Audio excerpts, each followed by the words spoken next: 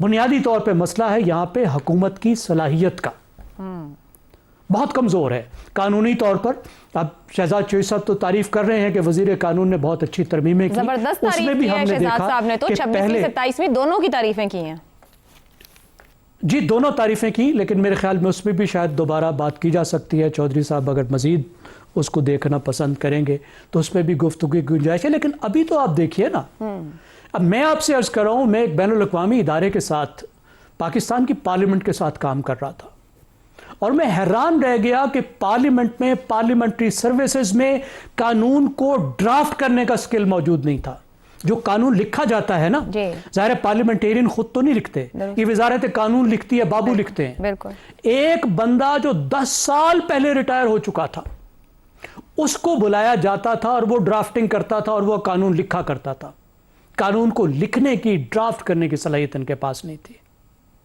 یہ ہے ان کا ایک معاملہ. ٹھیک. اور ہماری بیوروکریسی جو ہے اس نے ظاہر یہ سب چیزیں, اور لیگل بیوروکریسی بھی اس میں شامل ہے, وزارت قانون بھی ہے, ہماری ڈیفنس منسٹری کے بھی بیوروکریٹ ہیں, انہوں نے یہ سب کام کر کے وزیر اعظم صاحب کے آگے رکھنا ہوتا ہے. اور وزیر اعظم صاحب ابھی پاکستان کے دورے پر تشریف نہیں لائے.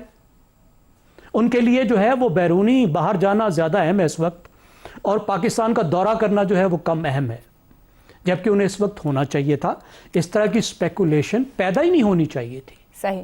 مطلب یہ اسپیکولیشنز جو ہے وہ آفٹر آل پیدا کیوں نہیں, اور اس کی ایک اور وجہ بھی ہے. جی دیکھیں, پہلے یہ جب بھی اس طرح کا کام کرتے ہیں کہ جو آئینی کام وقت پہ نہیں کرتے, اس میں ایک آئین کے آرٹیکل کے پیچھے چھپ جاتے ہیں.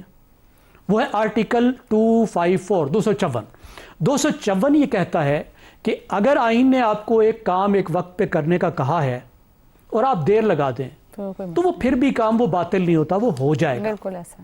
اب یہ کیا ہے, اس کو کہتے ہیں سیونگ کلاز.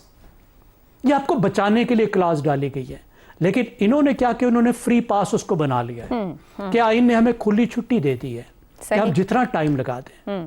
تو یہ ٹوٹلی ایک نالائکی کا معاملہ ہے. جو ایک بات نان ایشو ہونی چاہیے تھی اس کو ایشو بنا دیا ہے, اور وہ حکومت جو اپنے حق میں کوئی سیاسی بیانیہ نہیں بنا پائی, وہ اپنے خلاف سیاسی بیانیے بنانے میں خود کامیاب ہوتی دکھتی ہے.